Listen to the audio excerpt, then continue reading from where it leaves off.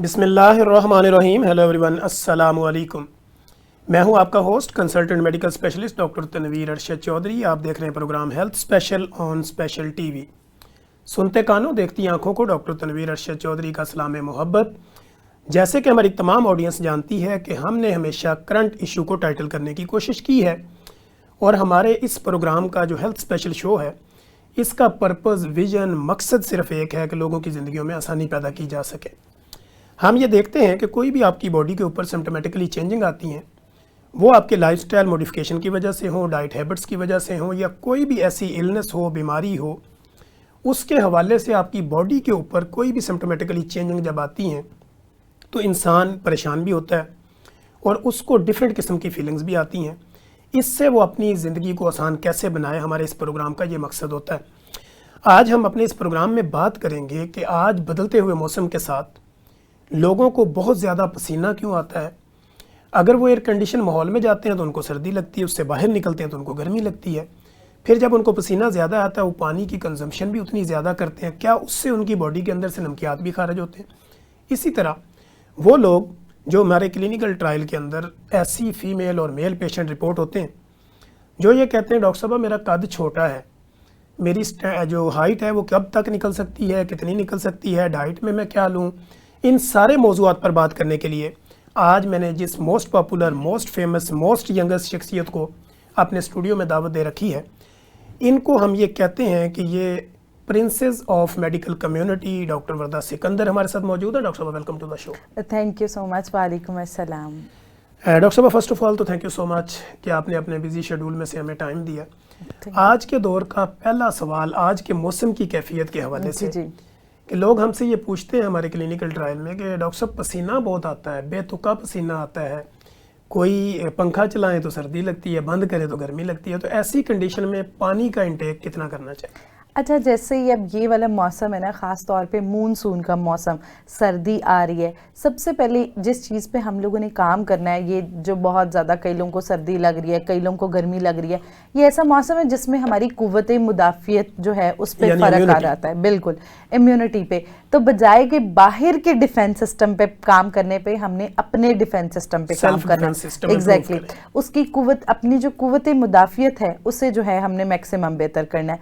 अब कुव्वत मुदाफ़ियत कैसे बेहतर हो सकती है? ख़ास तौर पे बैलेंस डाइट, वो फूड्स जो कि हमारे मेटाबॉलिज्म को तेज़ करते हैं, उनका इस्तेमाल करके, और उसके साथ साथ जैसे शहद है, ग्रीन टी जैसे आपने भी रखी है, जिंजर टीज़ हो गई। उसके अलावा इस मौसम में लोगों को डिहाइड्रेशन बहुत ज़्यादा हो रही होती है, पानी की कमी, पानी और नमकियात दोनों की कमी, जिसकी वजह से बहुत ज़्यादा पसीना आना, या हर टाइम अक्सर लोग शिकायत करें जिस्म में जान नहीं, नींद आती रहती है, थकावट बहुत ज़्यादा रहती है और ठंड महसूस हो रही होती है। तो इसमें हम लोगों ने क्या करना है, नमकियात और पानी का इस्तेमाल ज़्यादा करना है। वो हम किस सूरत में कर सकते हैं? ORS का पानी पी सकते हैं, स्कंजवीन का इस्तेमाल कर सकते हैं। अब जैसे थोड़ा सा मौसम आ गया, ये फ्रूट्स में मीठे हैं, मौसमी हैं, ये हमारी कुव्वत मुदाफ़ियत और मेटाबॉलिज्म को बेहतर करते हैं, इनका इस्तेमाल।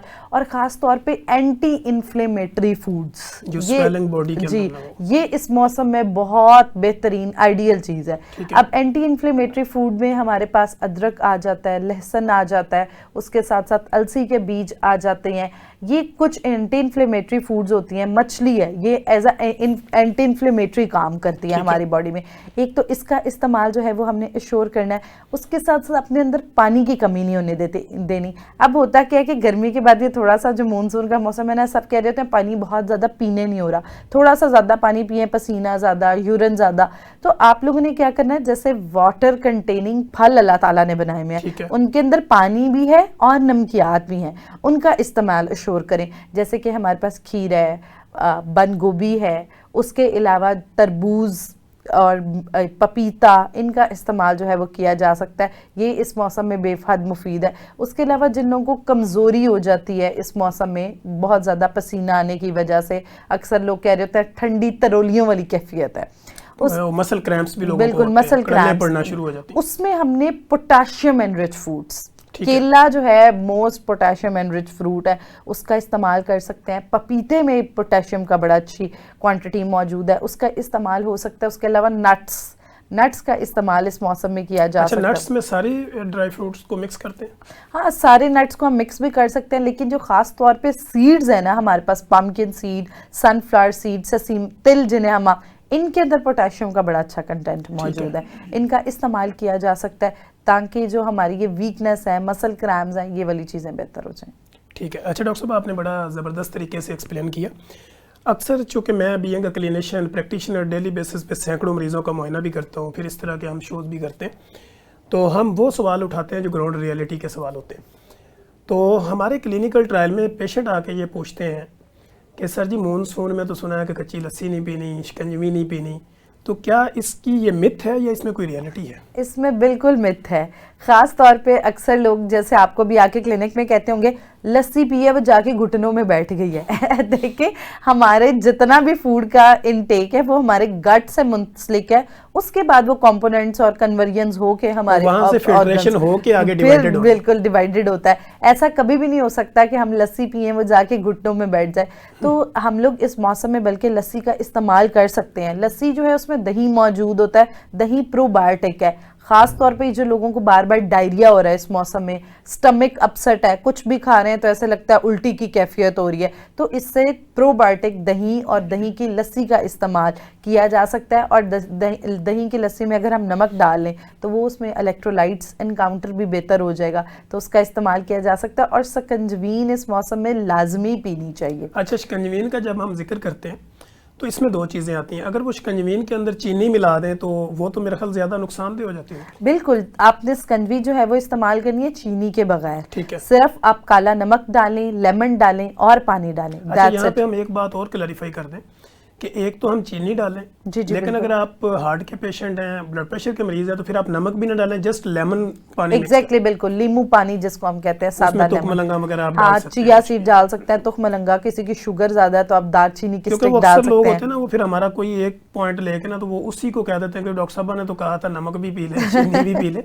इसलिए मैंने कहा उसको जरा क्लैरिफाई करते हैं। अच्छा डॉक्टर साहब, यहाँ पे एक सवाल और पैदा होता है और वो ये है कि लोग कहते हैं कि हम जितना पानी पीते हैं उतना यूरिन ज़्यादा आता है। तो आप कंसल्टेंट क्लिनिकल डाइटिशियन होते हुए, क्योंकि आपकी प्रैक्टिस भी है डेली बेसिस पे, आप ये समझती हैं कि ज़्यादा यूरिन पास आउट होने से उनकी बॉडी के अंदर से पोटाशियम, मैग्नीशियम, नाइट्रेट भी खारिज होता है, तो उसकी कमी को कैसे पूरा किया? अच्छा, बिल्कुल ऐसे होता है। अगर आपको यूरिन बहुत ज़्यादा आ रहा है तो उसके साथ साथ हमें नमकियात की कमी भी देखी जा सकती है। अच्छा, एक तो पहले ना थोड़ी सी चीज़ को जानना ज़रूरी है कि आपको ज़्यादा यूरिन आ किस वजह से रहा है। कई बार यूटीआई का मसला हो, पेल्विस वीकनेस हो, इन तमाम मसलों की वजह से, जी बिल्कुल, डायबिटिक, कीटोसिस अगर आपके जिस्म में हो गया तो उस वजह से आपको यूरिन ज़्यादा आ सकता है। तो बिल्कुल ये वजह नहीं होती कि हमने पानी ज़्यादा पिया है तो। अगर लेकिन आपको लगता है ऐसा कोई मसला नहीं, आप जवान इंसान है और आपको बहुत ज़्यादा, तो इसकी हम पूरा करने के लिए एक तो जैसे मैंने बताया लेमन वाटर, इसका इस्तेमाल किया जा सकता है, ORS का इस्तेमाल किया जा सकता है। और उसके अलावा एक रिसोमल सोल्यूशन होता है हमारे पास जो कि सिर्फ नमकियात पे बेस करता है, उसका इस्तेमाल जो है वो किया जा सकता है। उसके साथ साथ हम एक और जो है वो बड़ी आसान सी प्रैक्टिस है, जैसे हम लोगों ने ये लस्सी बनाई, इसके अंदर जो है वो काला नमक मिला लें। आप फलों के फ्रेश जूसेस हैं उनको बना के, जैसे आड़ू है उसमें बड़े अच्छे इलेक्ट्रोलाइट, खीर है, इनके अंदर काला नमक और पुदीना मिला के इस्तेमाल किया जा सकता है। जूस से मुराद आपकी, आप इसको ग्रैंड वाला जूस कहती हैं या जो जूस निकाला जाता है वो समझते हैं? जो जूस निकाला जाता है, लेकिन आप फल जो है मुकम्मल फल जैसे आड़ू है उसकी गुठली रिमूव करके बाकी और वॉश मुकम्मल करें, उसके अंदर फाइबर है, इलेक्ट्रोलाइट। अब देखिए, जब हम छिलके उतार देते हैं ना, हम बहुत सारी इफादियत से महरूम हो जाते हैं। फाइबर भी आप कम कर देते हैं, फाइबर कम कर देते हैं। और उसके साथ साथ वो फल के अंदर जो फ्रुक्टोज लोड है, तो अगर हम अकेला फल छिलके उतार के खाते हैं तो वो लोड ज्यादा हो जाता है एकदम कुछ पेशेंट्स के अंदर। तो अगर आप चाहते हैं कि वो फल, वो फ्रुक्टोज नॉर्मल तरीके से आपके अंदर अब्जॉर्ब हो, वजन भी ना बढ़े और सेहतमंद भी रहे, तो छिलके समेत इस्तेमाल करना चाहिए। ठीक हो गया। अच्छा डॉक्टर साहब, हमने पहले बात की थी केला खाने की, तो केला अगर कोई बच्चा खाना चाहे तो वो क्वांटिटी में कितने केले खा सकता है पर डे? वो पर क्वांटिटी में 3 केलों का इस्तेमाल आप बच्चों को करा 24 सकते hours हैं जी, 24 आवर्स के अंदर। और उसके अलावा एक मैं मिथ ज़रूर क्लियर कर दूं कि ऐसा कुछ नहीं होता कि एक केला खाएंगे तो बच्चा बीमार हो जाएगा या उसे कॉन्स्टिपेशन हो जाएगी, ये सिर्फ मिथ है। आप एक केला भी इस्तेमाल कर सकते हैं, आप 2 केले भी इस्तेमाल कर सकते हैं, 3 इस्तेमाल, लेकिन उससे ज़्यादा केले नहीं, क्योंकि एक जो केला होता है ये हाई ग्लाइसेमिक वाला फूड है। तो एक तो इससे क्या होता है कि खास तौर पे जो शुगर वाले पेशेंट हैं वो बिल्कुल केले का इस्तेमाल, अगर आपकी शुगर बहुत ज़्यादा बढ़ी हुई है, ना करें। जिम पर्सन्स ज़रूर केले का इस्तेमाल करें, और बच्चों के लिए आइडियली जिन बच्चों की हाइट नहीं निकल रही उनके लिए केला बहुत बेहतरीन फ्रूट है और वो उसका कंजम्पशन कराएं। और जो बच्चे, अक्सर माएँ कहती हैं जी अब फूलते नहीं हैं, वेट नहीं गेन होता, तो उनको बनाना या बनाना का शेक इस्तेमाल किया जा सकता है। अच्छा डॉक्टर साहब, अब हम ये देखते हैं कि आजकल नौजवान जितनी भी फीमेल्स आ रही हैं, वो यूनिवर्सिटी गोइंग हो जो भी हो, उनकी हाइट जो है ना वो तकरीबन बहुत कम है, लो लेवल पे है। तो हर बच्ची का पहला सवाल यही होता है कि डॉक्टर साहब मेरी हाइट कैसे निकल सकती है? हाइट कम होने की वजूहात क्या है? हाइट कम होने की वजूहात सबसे पहले जो हम लोग की आजकल गलत डाइट है। अब क्या होता है, यंग बच्चियां जब पुबर्टी का टाइम स्टार्ट होता है उस टाइम में ही इतना गलत फूड इनटेक होता है जिसकी वजह से क्या होता है कि हार्मोनल प्रॉब्लम्स होनी स्टार्ट हो जाती हैं।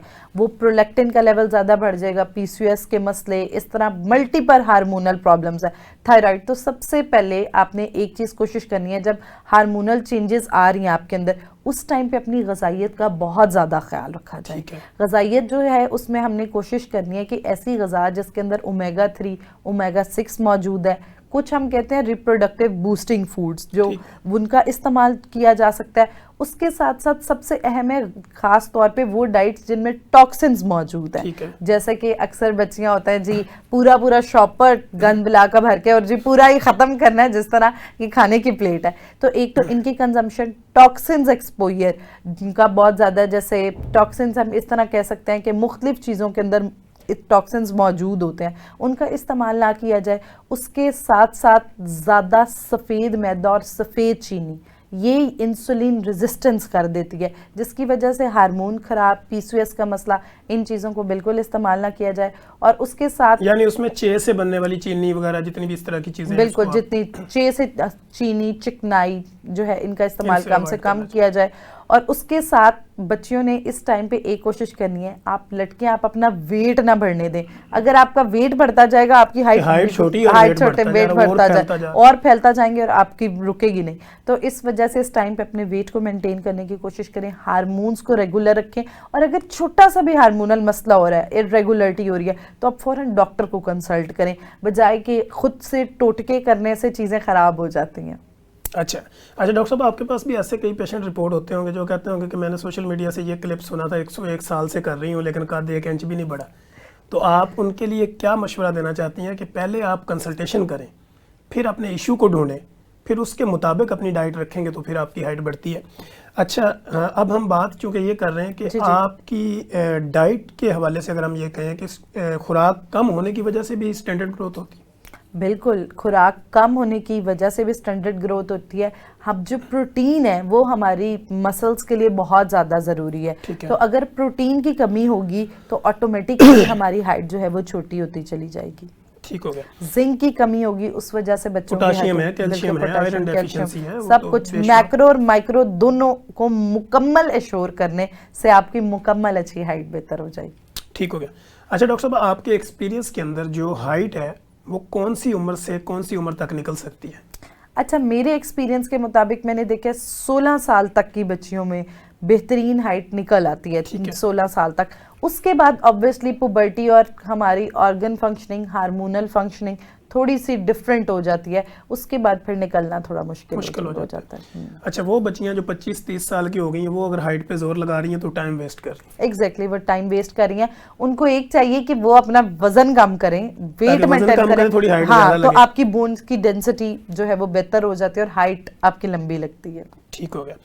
अच्छा डॉक्टर साहब, अगर बच्चे को हाइट स्टार्टिंग में माँ बाप को पता चल जाए कि हम लोगों की चूँकि हाइट थोड़ी कम है तो हम चाहते हैं कि अपने बच्चे की हाइट ज़रा बढ़ जाए, तो वो कौन सी ऐसी डाइट अपनाएं कि जो उनका बच्चा थोड़ी सी हाइट निकाल सके उनसे ज़्यादा? अच्छा, एक वक्त होता है जो बच्चे जब ग्रोइंग एज में होते हैं, उसमें हम उस वक्त को कहते हैं कैच अप ग्रोथ टाइम। ठीक है। वो एक सर्टेन पीरियड होता है जिसमें बच्चा एकदम हाइट निकालता है। तो उस सर्टेन पीरियड जल्दी आए और वो सर्टेन पीरियड बेहतर आए और बच्चे की मैक्सिमम हाइट जो है वो निकल सके, उसके लिए अहम है कि बच्चों को ऐसी खुराक जैसे कि बनाना, स्टार्ची फूड्स, केला, आलू, इनका इस्तेमाल ज़्यादा कराया जाए। उसके साथ नट्स का इंटेक बच्चे का ज़्यादा रखा जाए।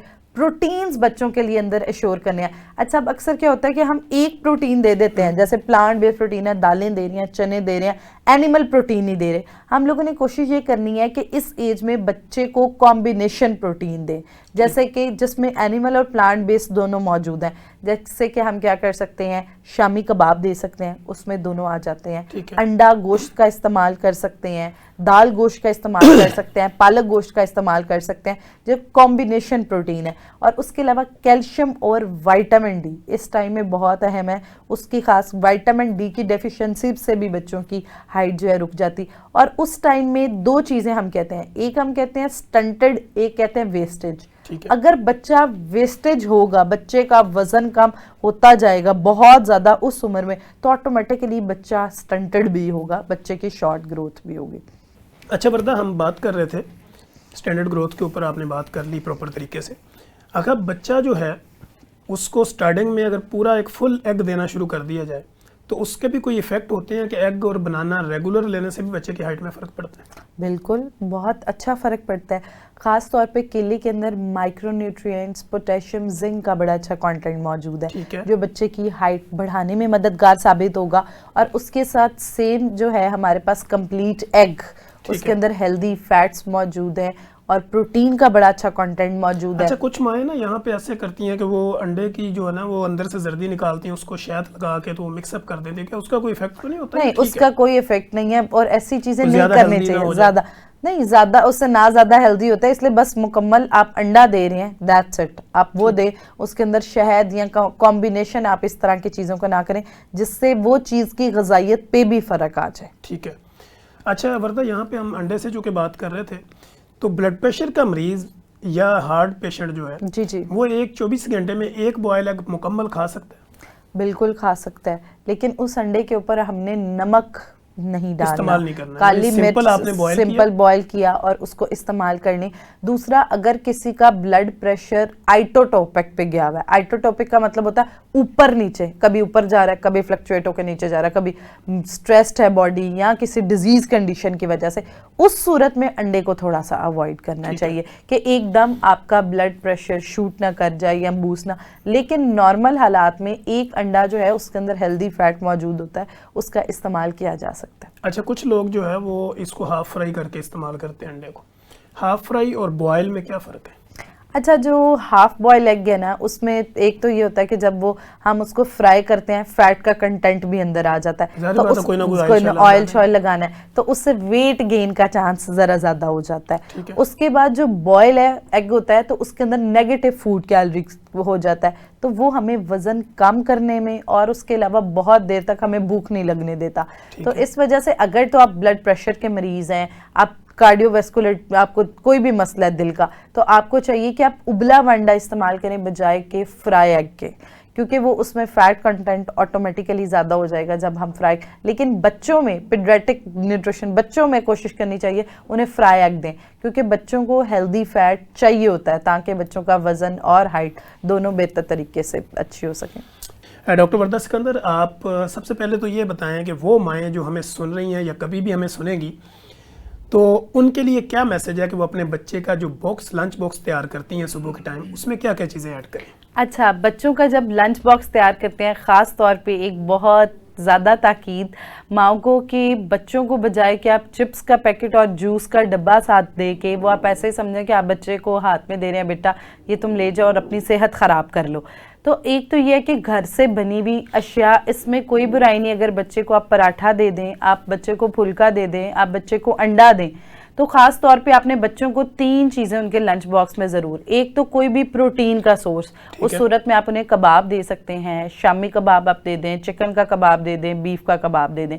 उसके साथ आप कार्ब्स का कोई भी सोर्स, ब्रेड दे सकते हैं, सैंडविच भरपूर सब्जियां डाल के अच्छा सा हेल्दी सा बना के दे सकते हैं। उसके साथ बच्चे के लंच बॉक्स में 3 खजूरें ज़रूर ऐड करें, क्योंकि बच्चे जब एजुकेशन एरा में होते हैं वहाँ सबसे ज़्यादा जिस चीज़ की बच्चों को ज़रूरत होती है वो आयरन होता है। और ख़ास तौर पे जैसे आपने अभी जिक्र भी किया कि बच्चे बहुत जो हैं वीक हो जाते हैं एजुकेशन में, बच्चों को सबक याद नहीं होते, तो कई बार क्या होता है कि बच्चों की ग्रोइंग एज में बच्चों की कॉग्निशन पे फ़र्क, याद करने का अमल, समझने का अमल, समझाने का अमल, इस सारी चीज़ों में आयरन बहुत अहम है। तो उसके लिए कोशिश ये करनी है कि 3 खजूरें या 1 खजूर, अगर बहुत मोटा बच्चा है तो 1 खजूर, नहीं तो 3 खजूरें बच्चे के लंच बॉक्स में ज़रूर ऐड करें। कभी कभी बच्चे को एज अ स्नैक आप बादाम थोड़े से लंच बॉक्स के अंदर दे सकते हैं, मछली दे सकते हैं, आलू के चिप्स दे सकते हैं, चीज़ बच्चे की डाइट में आप ज़रूर ऐड कर सकते हैं। उसके अलावा मिल्क शेक वगैरह, और एक फल, साबित फल आप बच्चे को दें, जैसे केला है या सेब है, ताकि बच्चा जो है वो हेल्दी, बजाय कि बच्चा वहां जाके गंद बला। और डीप फ्राइड चीज़ें जो हम अक्सर आजकल बड़ा कॉन्सेप्ट है जी, नगेट्स दे दें, चिप्स दे दें, मॉडर्न लंच बॉक्स, तो वो जो मॉडर्न लंच बॉक्स है ना, हम सिर्फ इसलिए दे रहे होते हैं कि बच्चा ट्रेंड्स में रहे। इसमें कोई हर्ज नहीं कि आपने बच्चे को हेल्दी लंच देने हैं, बजाय कि आप ट्रेंडी लंच की तरफ जाएं। ठीक है। अच्छा, एक आम वर्कर, एक मजदूर का लंच बॉक्स क्या होना चाहिए? अच्छा, उनके लिए ज़रूरी है कि वो रोटी और प्रोटीन का कोई भी सोर्स इस्तेमाल कर सकते हैं, चने, दालें, ख़ास तौर पे दालें, सब्जियां।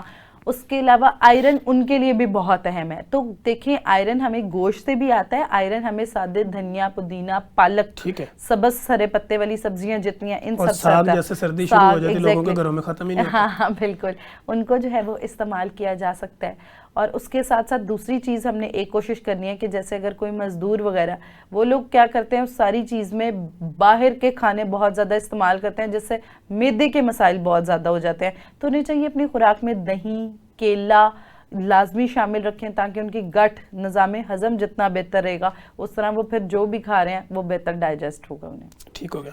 अच्छा डॉक्टर बरदस सिकंदर, आपने बड़े ज़बरदस्त अंदाज में लंच बॉक्स के ऊपर भी हमने बात की। अब बात करते हैं, कुछ माएँ बड़ी वरी होती हैं, वो कहती हैं मेरा बच्चा जो ना अब चूँकि ग्रोइंग एज में है तो इसके दांत जो है ना वो निकल नहीं रहे, या वो डिफरेंट किस्म के सिरप और इस तरह की चीज़ें लिखवाती हैं। तो क्या उनके दांत बेहतरीन निकालने के लिए कोई ऐसी डाइट कि जो माएँ उनको दें और बच्चों के दांत प्रॉपर तरीके से निकलें? अच्छा, एक तो ये है, जब टीथिंग का टाइम है बच्चों को, एक चीज़ आप बच्चों को ट्रेन करें कि बच्चे ने उस पे हाथ नहीं मारना। थोड़ा सा जब दांत निकल रहा होता है बच्चे ऊपर, उसकी वजह से दांत टेढ़े निकलने लग जाते हैं, तो उस टाइम में दूसरी चीज़ ये है, कैल्शियम और विटामिन डी और जिंक, इन तीनों चीज़ों का इस्तेमाल उस टाइम में ज़्यादा, दूध, दही, मक्खन, ये वाली चीज़ों का इस्तेमाल ज़्यादा। और उसके साथ साथ दूसरी चीज़ है जिंक का इस्तेमाल ज़्यादा। तो अक्सर माँ क्या करती है, जिंक के सिरप दे देते हैं ताकि दांत निकल रहे हैं, इन्फेक्शन भी ना हो, और जिंक बड़ी बेहतरीन चीज़ है। लेकिन जिंक हम नट्स, कोकोनट, खोपरा जो है उसके अंदर जिंक का बड़ा अच्छा कंटेंट मौजूद है, सफ़ेद तिल के अंदर बहुत अच्छा कंटेंट मौजूद है। तो हम लोग बच्चे को ऐसे कर सकते हैं, जैसे आप खजूर है उसको मैश करके अंदर 1 चम्मच देसी घी का डाल के, सफ़ेद तिल लगा के बच्चों को आप ऐसे बॉल से बना दें, ताकि बच्चा उसको एज आ हेल्दी कैंडी इंजॉय भी करे और उसके इस टाइम में उसके लिए मददगार भी साबित हो। ठीक हो गया। अच्छा डॉक्टर साहब, जो डायबिटिक पेशेंट होते हैं, शुगर के मरीज़ हैं, उनका अगर हमने बेहतरीन नाश्ता तैयार करना हो सुबह के टाइम, तो वो आपकी नज़र में क्या होगा? अच्छा, जो शुगर पेशेंट है ना, उन्होंने बस एक चीज़ मेक श्योर करनी है कि जब भी वो नाश्ता करें उससे पहले उन्होंने कोई फाइबर का सोर्स लेना है, ताकि उस नाश्ते से उनकी शुगर रेज ना हो। क्योंकि जब हम लोग डायरेक्ट नाश्ता करते हैं तो शुगर बहुत नीचे गई होती है, तो जब डायरेक्ट रोटी या चावल या कोई भी चीज़ इस्तेमाल, डबल रोटी इस्तेमाल करिए, उससे एकदम शुगर लेवल हाई हो जाता है। तो खाली पेट पहले तो फाइबर का इस्तेमाल करें, चिया सीड पी सकते हैं, इसबगोल का छिलका खा सकते हैं, एक सेब छिलके समेत खा सकते हैं, 7 बादाम की गिरियाँ खा सकते हैं। उसके 15 मिनट बाद नाश्ता करें, और नाश्ते में ब्राउन ब्रेड ले सकते हैं। दलिया एक सबसे बेहतरीन ऑप्शन है, दलिए का इस्तेमाल किया जा सकता है बगैर चीनी के। अगर मीठा अंदर ऐड करना है, स्टीविया ऐड किया जा सकता है। उसके अलावा एक उबला हुआ अंडा साथ इस्तेमाल कर लें, या ऑमलेट और उसके साथ जौ और गंदम मिक्स करके उसकी रोटी इस्तेमाल की जा सकती है। ठीक है डॉक्टर साहब, मैं वज़न कम करना चाहती हूँ लेकिन मैं रोटी नहीं छोड़ सकती, इसका क्या हाल है? मल्टीग्रेन रोटी की तरफ आ जाएं। खाली गंदम जो है आप ले रहे हैं उसके अंदर उतना ग्लूटेन कंटेंट ज्यादा है, और ग्लूटेन आप समझ लें गंदम की चीनी कह सकते हैं आप उससे। तो इस वजह से कोशिश ये हमने करनी है कि आप मल्टीग्रेन, आप उस रोटी को जौ की रोटी बना के खा सकते हैं, या फिर जौ, चोकर और थोड़ी सी अलसी और थोड़ा सा गंदम का कंटेंट ले रहे हैं, इन सब आटे को आप बराबर पिसवा लें और ये मल्टीग्रेन फ्लोर बन जाएगा। तो इसका इस्तेमाल, इसकी रोटी जो है वो आप दिन में बेशक 2 इस्तेमाल कर सकते हैं ना, बाकी रोटी छोड़ नहीं सकते, रोटी की तादाद कम ज़रूर कर सकते हैं। आप 2 रोटियां खाते हैं आप 1 खा लें, आप 1 खाते हैं तो आप आधी खा लें, और बेहतरीन आइडियल साइज होता है 6 इंच की रोटी, सीडी जितनी एक सीडी होती है उसके साइज की रोटी आप इस्तेमाल करें। और वजन कम में कोई ज़रूरी नहीं आप रोटी छोड़ें, आप रोटी इस्तेमाल करके भी बेहतरीन वजन उसकी क्वांटिटी को आप कम कर सकते हैं। जी बिल्कुल, ठीक है। अच्छा डॉक्टर साहब, यहाँ पे अब हम ये बात करते हैं कि वो लोग जो एक तो वेट रिडक्शन के ऊपर होते हैं और उनका जो खाने की टाइमिंग होती है वो बहुत लेट कर देते हैं, मसलन रात का खाना वो इतना लेट जाके खाते हैं, तो क्या रात का लेट खाना खाने से भी वेट बढ़ जाता है? बिल्कुल। हम जब जो रिकमेंडेशन है वो ये है कि सोने से 3 घंटा पहले आप अपना खाना खा चुके हैं और आपका मैदा खाली हो, और फिर आप जो है वो सोएं। आप कोशिश ये करनी होती है कि हम लोग रात को, जैसे इंटरमिटेंट फास्टिंग है, अब आम इंसान के लिए भी जितनी रिसर्चेस प्रूव कर रही हैं, अगर आप बीमारियों से बचना चाहते हैं या बीमारियां हो गई हैं या वजन, इंटरमिटेंट फास्टिंग करें, यानी कम से कम 16 घंटे। 16 रात 8 से सुबह 8 तक आपने कुछ नहीं खाना, उस टाइम आपका रोजा 12 से 16 घंटे। बिल्कुल 12 से 16, अगर वजन ज्यादा है तो आप 16 घंटे की विंडो कर सकते हैं, नहीं तो 12। और आम इंसान जो बहुत ज्यादा काम करते हैं, IT पर्सन बड़ा कंप्लेन करते हैं हम रात जागते हैं, तो वो 8 घंटे तो कर सकते हैं, एटलीस्ट 8 घंटे जरूर करें। और उसके बाद जब आप सोने लगें उससे पहले आप अच्छी तरह ब्रश करके, ताकि वो एंजाइम्स और सारी चीजें आपके मैदे में भी नहीं जाएंगी और आपकी सेहत ओवरऑल बेहतर रहेगी। ठीक है। अच्छा डॉक्टर वर्दा, इंटरमीडिएट फास्टिंग के अंदर दूध का इस्तेमाल किया जा सकता है? बिल्कुल भी नहीं। ठीक है। हम सिर्फ उन चीज़ों का इस्तेमाल कर सकते हैं अगर इंटरमिटेंट फास्टिंग, एक तो आप सादा पानी पिएं, लेकिन अगर आपको बहुत मजबूरी है, लेस देन 5 कैलोरीज जिन चीज़ों के अंदर मौजूद हैं, जैसे कि ब्लैक ग्रीन टी है, सिंपल ग्रीन टी है, उसके अलावा जैसे खीरा, डिटॉक्स वाटर है, उसका इस्तेमाल किया जा सकता है। यानी उसमें नट्स वगैरह भी नहीं ले सकते? नट्स, नमक से बनी कोई चीज बिल्कुल भी कुछ वो अगर लेंगे तो वो फास्टिंग का कोई फायदा? वो फास्टिंग का कोई फायदा नहीं। आप देखें, आपने जो अपने मैदे और अपने ऑर्गन्स को रिलैक्स करने की तो वो रिलैक्स तो ना हो, वो तो वर्किंग जाए, या आपके जो फैट सोर्सेज अंदर मौजूद हैं वो इस्तेमाल हो as a source of energy, तो उसके लिए जरूरी है कि हम कुछ ना खाएं उस टाइम पे। अच्छा डॉक्टर साहब, कुछ लोगों की ये आदत है, वो कहते हैं कि हम दूध ना पिए तो हमें नींद नहीं आती, तो दूध का नींद से क्या लिंक है? अच्छा, ये जो सारी चीज़ें हैं ना, ये हमारी हैबिट्स हैं, ये सारी हमारी फूड हैबिट्स हैं, और वो साइकोलॉजिकली हमारे साथ एवरियन कर लेते हैं। इसको हम कहते हैं कि फ्रूट ट्रेडिंग हमारी बॉडी के साथ जो हो रही होती है। अच्छा, अब होता क्या है कि अक्सर लोग कहते हैं मैं चाय ना, अब चाय से कैफीन से वैसे कहते हैं आपकी नींद उड़ जाती है, लेकिन कई पेशेंट्स आके कह रहे होते हैं हम रात को चाय पीते हैं नींद आती है, इसी तरह हल्दी वाला दूध पीते हैं तो नींद आती है। दूध वो सिर्फ हमारी आदत होती है, ऐसा बिल्कुल भी नहीं होता। कि उसके लिए कोशिश ये या प्रैक्टिस आपको ये करनी चाहिए कि आप रात को दूध जल्दी पी लें, जैसे आप 9 बजे पी लें, आपने सोना 11 बजे, लेकिन आप 1 घंटा पहले चले जाएं, और उसके बाद वो दूध बहुत ज़्यादा फुल ऑफ फैट ना हो, स्किम मिल्क हो, जिसके अंदर बलाई की तादाद बहुत कम हो, और अगर ये दूसरा दूध है तो भी उसको आप 3 उबाले दे के और अंदर दाल चीनी और सौंफ डाल सकते हैं, जिससे ताकि वो आपका वेट जो है वो ना बढ़ाए। ठीक हो गया जी। नाज़रीन, जैसे कि आपने देखा कि डॉक्टर वर्दा सिकंदर हमारे साथ मौजूद है और बड़ी खूबसूरत गुफ्तगू कर रही हैं। हमने कोशिश की है कि हम हर उस सवाल को उठाएं जो आपके जहनों में उठते हैं, और आप हम लोगों से करते भी हैं, और मज़ीद भी हम चूँकि कोशिश जारी रखते हैं कि जितनी भी क्रोनिक डिजीज़ होती हैं, जिसमें मैदे के मसाइल हों, जिगर के मसाइल हों, हेपेटाइटिस हो, या इसके अलावा आपको शुगर है, ब्लड प्रेशर है, दिल के मरीज़ हैं, CVA है, या इसके अलावा आपको कोई भी क्रोनिक डिजीज़ है, कैंसर जैसी मुज़ी अमराज भी हैं, तो हम कोशिश करते हैं कि डाइट के हवाले से कोई ऐसे टिप्स आपको दिए जाएं जो आपके लिए हेल्पफुल हो सके। अच्छा डॉक्टर साहब, यहाँ पे हम ये देखते हैं कि एक आदमी अपने मैदे को ताकतवर कैसे बना सकता है? अच्छा, एक जो हमारी सुन्नत है, 3 चीज़ें आप अपनी ज़िंदगी में अप्लाई करना शुरू कर देंगे ना, तो आपका मैदा ऑटोमेटिकली बहुत बेहतर हो जाएगा। सबसे पहले भूख रख के खाएं। भूख नहीं लगी आपने नहीं खाना, बस खाने के वक्त खाना है। उसके बाद अपने मैदे का चौथा हिस्सा खाली रखें। ठीक है। और उसके बाद आप जब खा लेते हैं, उसके खाने के फौरन बाद आपने पानी नहीं पीना। ठीक है। ये 3 हैबिट्स अगर हम शुरू कर देते हैं तो इससे हमारा मैदा बहुत हेल्दी और बेहतर हो सकता है। और दूसरा, आप ये भी समझती हैं कि जो इंटरमीडिएट फास्टिंग करते हैं उससे भी मैदा ताकतवर होता है? बिल्कुल, उससे भी मैदा, क्योंकि उसको रिलैक्सेशन मिलती है। आप देखें, जब भी आप मैदे को रेस्ट देंगे तो ऑटोमेटिकली आपका मैदा बेहतर होएगा। इससे बिल्कुल नहीं होगा कि मैदे की कमज़ोरी हो जाएगी, मैदे की कोई कमज़ोरी नहीं होती। तो इस वजह से हमने अपने स्टमक को रिलैक्स करना है ताकि वो बॉडी के अंदर जितने एसिड प्रोड्यूस करने हैं उनको नॉर्मल तादाद में खाने के साथ करे, ताकि वो खाना बेहतर हजम हो जब उसको खाना मिले। जब आप हर टाइम खाना उसे दे रहे होंगे तो ऑटोमेटिकली बॉडी को भी समझ नहीं आती वो क्या करे। तो मैदा फ़ौरन कोशिश करता है मैं अपने खाने को लार्ज इंटेस्टाइन में डालूं, और उसकी वजह से कॉन्स्टिपेशन, वेट गेन, लोड ज़्यादा बढ़ जाता है। लोड, बिल्कुल, वो सारी मसाइल शुरू हो जाते हैं। अच्छा डॉक्टर साहब, एक आम आदमी के लिए पानी जो है वो पर डे आपके मुताबिक कितना होना चाहिए? 8 से 10 glass.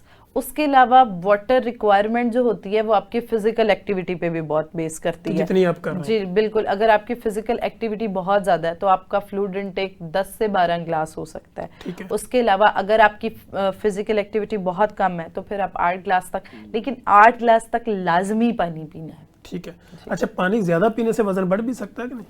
Obviously excess of everything is bad. अगर हम बहुत ज़्यादा पानी पिएंगे तो हमारी बॉडी में ऑब्वियसली वेट भी बढ़ सकता है, और उसके अलावा यह है कि हमारे जो फिल्ट्रेशन करने वाले ऑर्गन्स हैं उन पे फ़र्क आ सकता है, जिसमें हमारा यूरिनरी सिस्टम है, हमारे गुर्दे हैं, हमारा जिगर है। तो इस वजह से कोशिश करनी है जितनी आपके जिस्म की ज़रूरत है वो हर चीज़ में, अगर हम ये रूल स्टार्ट कर देंगे ना, मॉडरेशन वाला, मतवाजन, हर चीज़ मतवाजन, तो ज़िंदगी बहुत आसान होती जाएगी।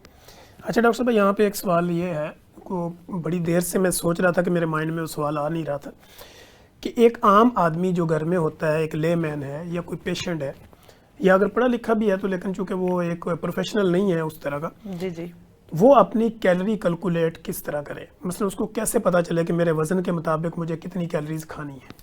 अच्छा, कैलोरीज का कैलकुलेशन वो इस तरह कर सकता है, पोर्शंस, ठीक है। अब ज़रूरी नहीं आप बीकर या उन्हीं चीज़ों से पोर्शन, हमारी ये एक पाम है, ये एक पोर्शन है, जैसे नट्स हम कहते हैं या कोई भी एक पाम। उसके अलावा तेल हमने अपने अंगूठे जितना इस्तेमाल करना है, जितना इसको लग जाए या जितना इसका नहीं, जितना इसके, ऑब्वियसली इट्स अ मेजरमेंट यानी का वो तरीका आप समझ लें कि 5 ग्राम 5 ग्राम बन जाता है। उसके अलावा रोटी है वो आप एक हाथ जितनी, जो कि 6 इंच की, बिल्कुल 6 इंच की जो है वो रोटी बन जाती है।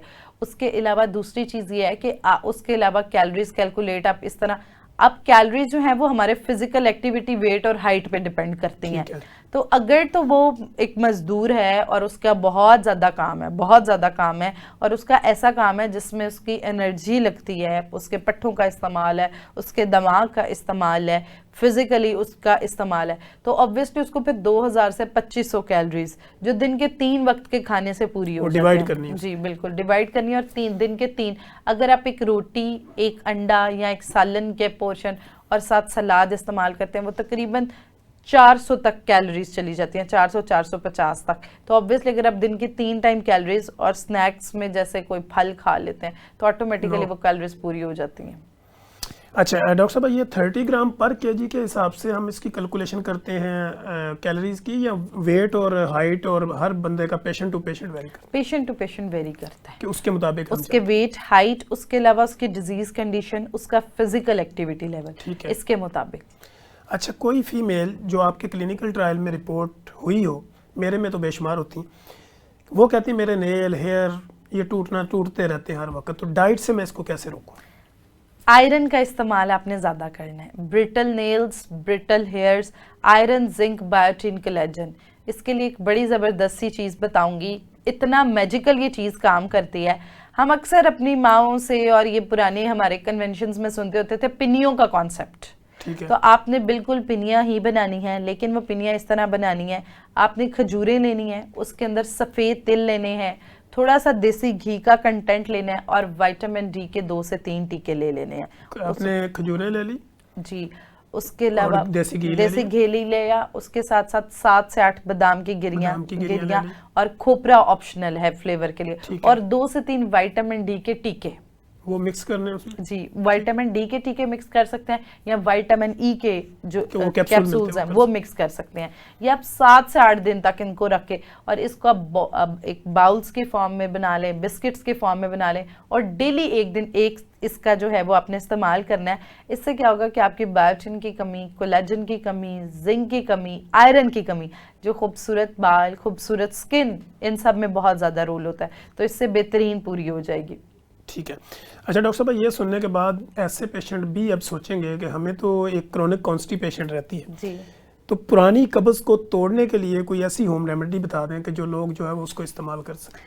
एक तो आपने क्या करना है, नीम गर्म पानी लेके उसके अंदर 1 चम्मच इसबगोल का, 1 चम्मच कैस्टर ऑयल, ठीक है। इसका इस्तेमाल किया जा सकता है। दूध के अंदर देसी घी और सौंफ का इस्तेमाल ये किया जा सकता है। उसके अलावा 1 कप ब्लैक कॉफ़ी, अगर आपको जिगर और गुर्दे का मसला नहीं, नॉर्मल इंसान है, तो आपने 1 कप ब्लैक कॉफ़ी और उसके अंदर जो है वो 1 चम्मच देसी घी का मिला के मिक्स करके, उससे कॉन्स्टिपेशन। बाकी पानी का इस्तेमाल ज़्यादा से ज़्यादा, जौ का दलिया के अंदर आप चिया सीड्स और एक सेब मिला के डेली ये नाश्ता करना शुरू कर दें। उसके साथ साथ देखें कॉन्स्टिपेशन की वजह क्या बन रही है आपके बॉडी के अंदर।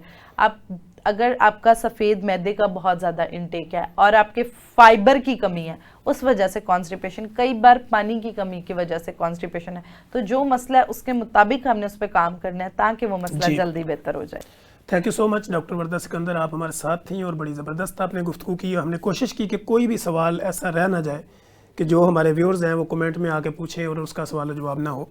तो डॉक्टर साहब आपका शुक्रिया। और डॉक्टर वर्दा सिकंदर का पब्लिक के नाम क्या पैगाम? पब्लिक के नाम जो है वो मेरा यही पैगाम है कि सेहत से बड़ी कोई नेमत नहीं है, तो इसलिए कोशिश ये की जाए कि अपनी सेहत पे काम किया जाए। अगर आपके छोटे छोटे मसले हैं, आपका जिगर ख़राब हो रहा है, गुर्दे, शुगर, तो उस एक मसले को फौरी तौर पे कंट्रोल कर लिया जाए, बजाय कि वो क्लस्टर ऑफ डिजीज़ेस बने। और हमारी न्यूट्रिशन जो है वो बड़ा अहम रोल अदा करती है हमारी ज़िंदगी में, तो इस वजह से अपनी न्यूट्रिशन पे काम करें, न्यूट्रिशनिस्ट को कंसल्ट करें अगर आपका थोड़ा सा भी मसला है, ताकि आपके जिस्म के मुताबिक, आपकी बीमारी के मुताबिक वो चीज़ें आपको बता सकें और आप एक सेहतमंद और अच्छी ज़िंदगी गुजार सकें। Thank you so much doctor Varda Sikandar. नाजरीन, आपने देखा कि डॉक्टर वर्दा सिकंदर हमारे साथ मौजूद थी। ये most popular, most famous, most youngest और ये बड़े ज़बरदस्त अंदाज में काम करती हैं और इंसानों की ज़िंदगियों में आसानियाँ पैदा करने के लिए जो भी कोई फार्मूला होता है या कोई भी ऐसी कॉन्फ्रेंस होती है या कोई भी ऐसा प्लेटफॉर्म होता है जहाँ से एक मैसेज को डिलीवर किया जा सके, तो डॉक्टर साहबा वहाँ पर सफ़े अव्वल में पाई जाती हैं। डॉक्टर साहबा से आप किसी भी तरह का कोई कांटेक्ट करना चाहें, आप कमेंट बॉक्स में आएँ, कमेंट करें, हम डॉक्टर साहबा का डायरेक्टली आपके साथ कांटेक्ट करवाएंगे। और इसी तरह आप हमारी जितने भी इस तरह के प्रोग्राम होते हैं उसमें आप अपनी राय का इजहार ज़रूर करें। वो बेशक नेगेटिव करें, पॉजिटिव करें, लेकिन करें ज़रूर। जब आप ये करते हैं तो हमारी आवाज़ स्ट्रॉन्ग होती है और फिर उस आवाज़ को आगे फैलाने में हमारे लिए आप मददगार साबित होते हैं। तो नाज़रीन, हम कोशिश करेंगे कि दोबारा हम एक नए प्रोग्राम में नए गेस्ट के साथ, नए सवालों जवाब के साथ दोबारा हाजिर होंगे। तब तक के लिए मुझे, मेरी गेस्ट और मेरी प्रोडक्शन टीम को इजाज़त दीजिए। अल्लाह हाफिज़।